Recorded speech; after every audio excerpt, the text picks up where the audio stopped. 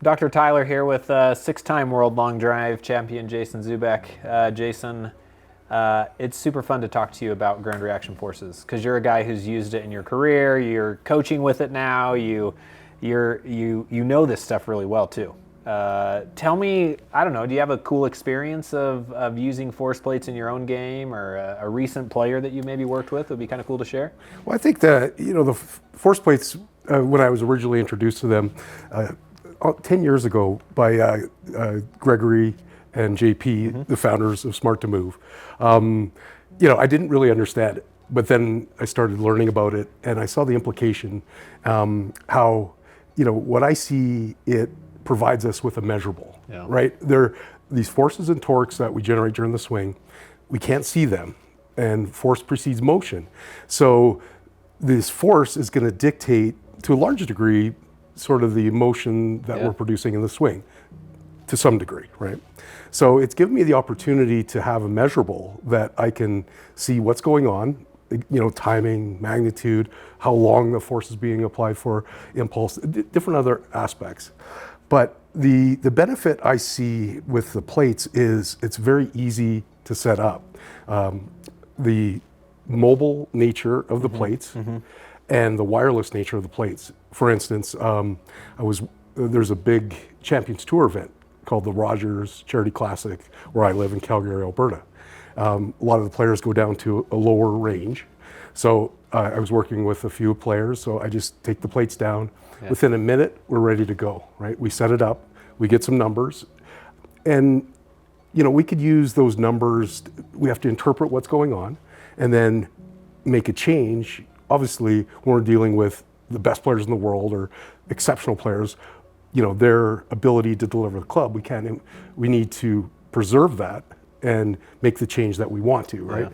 But the measurable on the plates gives me the opportunity to do that, and we can see either with ball flight, we could see with TrackMan with the parameters that can measure that if we're creating the change that we can, right? So I think, whether it be, that speed power bucket where I sort of live in, or what I just call efficiency. Like if I can get a player more efficient with the forces and torques they create during the swing, that gives me more opportunity, not only to produce speed, more efficient speed, but also, potentially to deliver the club better. Yeah, and it's interesting, Jason, you talk about these high-level players, and I have access to a lot of really awesome equipment in my lab, and I use that, right? I use that for research, and I have a lot of wonderful students who engage in research that way.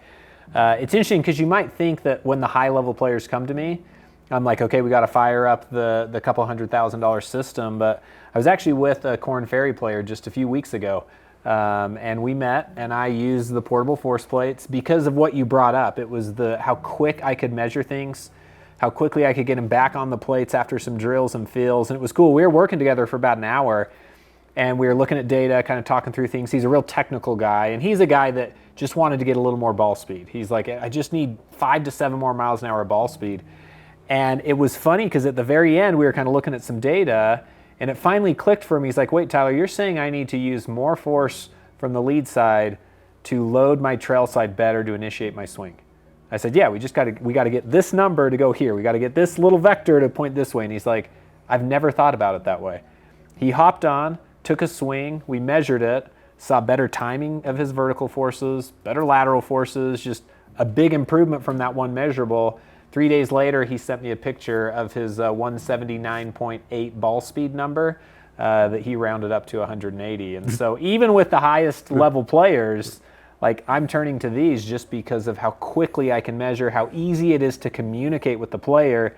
He could visually see that and then execute what we were trying to do. And I'm sure you see that, and you've already described it with those players you work with who are on the senior tour, right? Yeah, I have worked with players, from all the tours that play for a lot of money on Sundays. But I work a lot with average players as well, or even golfers just starting the game. But there'll be always the question, like, do I need the plates? Like, does that offer me any advantage? And I'm like, absolutely, because I could see what you're doing well, what you're maybe not doing so well, but I can make rapid changes. It's just not trial and error. It's changes based on data, right? Like, and measurable data. Yeah. And, quite often in the lesson, you need to make an impact, right? Like some players will, buy a concept. Okay, we're producing, baby steps, but often players want to see an impact. But the plates, I think, give me the best chance at making a quick impact and a lasting impact. And it's something, the next lesson, if we want to measure that again, we do. But again, it's just that nature, like, it's just not for the elite player, the best players in the world. When your golf swing is almost perfect, it's for any player, range of players. And I think it offers that advantage to every player that we put on the plates. Yeah, I mean, I've had major champions on the plates. I've had 82-year-old golfers on the plates. I've had 8-year-old golfers on the plates, and everything in between, right? And so, as you mentioned, it's such a powerful tool for analysis, measurable data. And I think what's pretty cool now, Jason, is we're starting to understand even more about ground reaction forces and how influential they can be, not just to speed and power and efficiency that you've discussed, but also to club delivery and ball flight and consistency and just so many aspects of the golf game that so many golfers are looking for. And I think it's exciting to think about, with all this data, what that future is going to entail and how we're going to be able to use these force plates to help golfers get even better. Definitely. I think in the coaching realm, we're offered tools, right?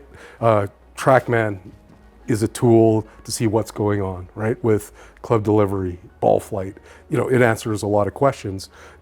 Other systems we have, from the infrared systems to the markerless motion capture, again, that's telling us what we're going on with a great degree of sophistication. And coming back to something Dr. Greg Rose said, it's, answering a question at how, or it's offering some answers to how the player is producing the motion that they're producing during the swing. And it's one of the only tools to do that. So I think it's a great tool. I think it's an effective tool. And I think every coach, should use the plates, but I think understand, the ground reaction forces and how that can benefit their player. Yeah, and my final thought on that would be, players, when I play golf with them, my friends and kind of family members, they know what I do, right? And they say, hey, give me some tips, give me some drills. And my number one answer to them always is, I always say, like, I'm nothing without my technology. I'm nothing without my force plates. So let's meet, let's throw you on the force plates. Let's see what's really going on so that we can help have the best chance to make you better. Absolutely.